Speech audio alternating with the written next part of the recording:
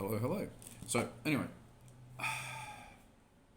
over the last weekend we had our winter camp, and I dragged out my millstone, which is made out of two granite stepping stone things that I got from Bunnings.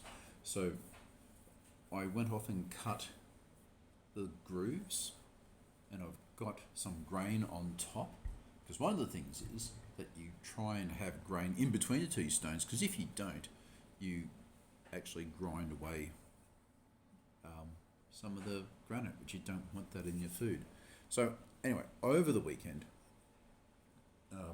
we were grinding some. We had some success, but people said, well, fuck this shit. So, well, excuse me, maybe I can't edit it out because I don't know how to edit. So anyway, you'll just have to put up with that. So it's still suitable for kids. So anyway, you've got the grain in there, and we've had some success.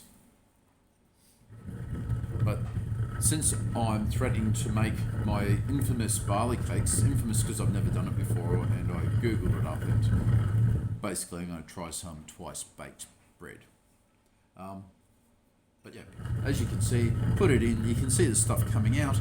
As we found out over the weekend, you need a stable area or all the grain just sort of falls over to one side. Maybe that's not such a bad thing, but it just meant that the terracotta bowl, basically a planter thing, wasn't big enough, and it all slopped over to one side.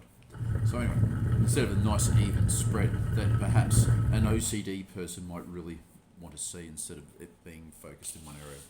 So as you can see, as I'm grinding, it's going through, you can see it coming out, and you can see it delightfully going down through the centre hole and going down. So there was a question about whether this low range noise, very low decibels, would just cause any hearing damage in the long term, or just totally get on your tits. I think more the latter than the former, but I'm no audiologist. So anyway, that's what we're doing. I'm going to then collect all this, because it's on a sheet, on a wooden board on my wife's table, who would kill me if I just put it on the table. And I'm actually going to sift it and put it into another bowl and actually turn it into proper flour. Now this is only 5.8 kilos, and so whether or not that's insufficient, I do have another one of these, and I may, cut another hole and attach it somehow. Anyway, we'll just wait and see. Anyway, thank you very much.